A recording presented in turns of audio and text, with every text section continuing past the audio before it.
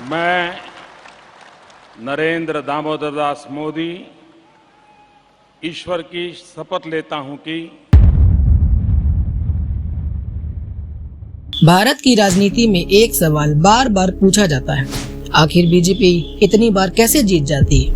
क्या वजह है कि करोड़ों लोग सिर्फ बीजेपी को वोट ही नहीं देते, बल्कि उससे एक इमोशनल कनेक्शन महसूस करते हैं? क्या ये सिर्फ धर्म की राजनीति है? क्या ये सिर्फ मोदी फैक्टर है, या फिर इसके पीछे डेवलपमेंट, नेशनलिज्म और वेलफेयर स्कीम का एक ऐसा मिक्स है जिसने इंडियन पॉलिटिक्स को पूरी तरह बदल दिया? आज हम फैक्ट्स, स्कीम, इमोशंस और ग्राउंड रियलिटी के आधार पर समझेंगे why BJP wins and why people love it.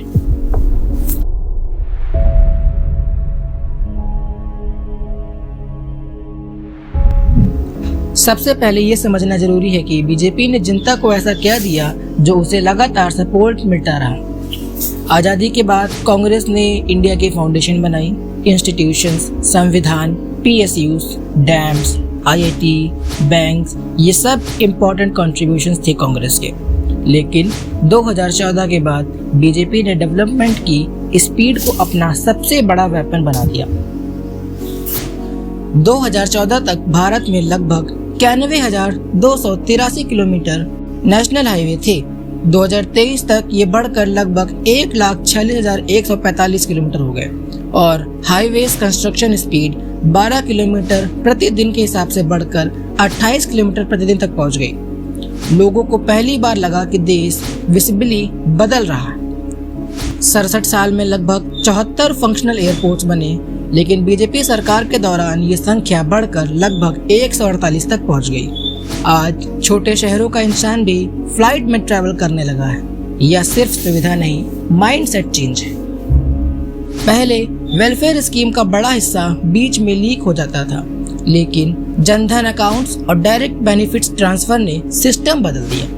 50 crore से ज्यादा बैंक अकाउंट्स खोले गए। अब सब्सिडी सीधे बैंक अकाउंट में आती है। यही लाभार्थी क्लास बीजेपी का सबसे बड़ा सपोर्ट बेस बन गया।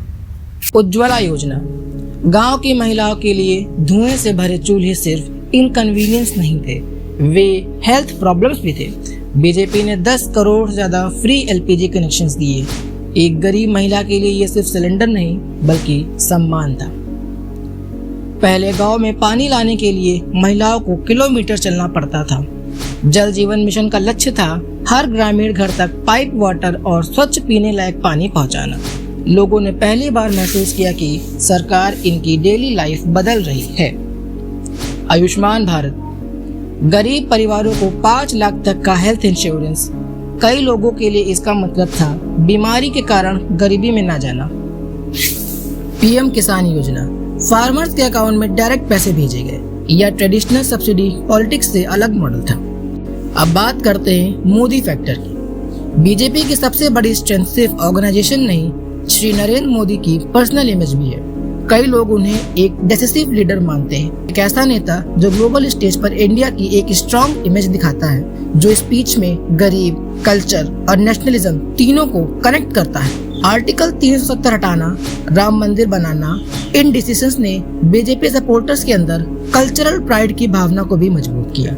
कई वोटर्स के लिए बीजेपी सिर्फ पॉलिटिकल पार्टी नहीं रही, बल्कि यह उनकी एक आइडेंटिटी बन गई। अब बात करते हैं राम मंदिर और इमोशनल पॉलिटिक्स की।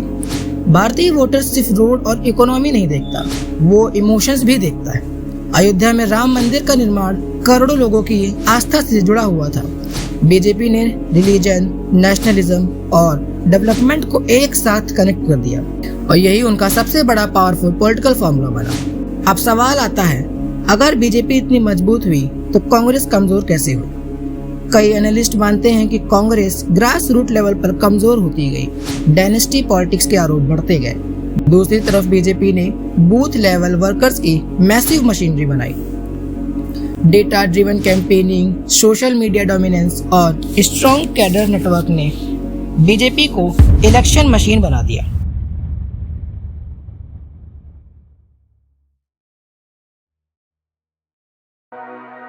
सच्चाई ये है कि बीजेपी की पॉपुलैरिटी सिर्फ एक रीजन से नहीं आई। ये कॉम्बिनेशन है development, welfare scheme, nationalism, strong leadership, cultural identity, ground organisation और डायरेक्ट वोटर कनेक्शन। और सबसे बड़ी जीत, बीजेपी ने लोगों को फील कराया कि उनकी आइडेंटिटी, रिलीजन, प्राइड और एस्पिरेशंस सबकी रिप्रेजेंटेशन हो रही है। दोस्तों, आपके हिसाब से बीजेपी की सबसे बड़ी ताकत क्या है? आप कमेंट करके हमें जरूर बताएं। वीडियो पसंद आया तो लाइक करें, शेयर करें और चैनल को सब्सक्राइब करें। और अगला वीडियो आप किस टॉपिक पे देखना चाहते हैं हमें कमेंट में जरूर बताएं।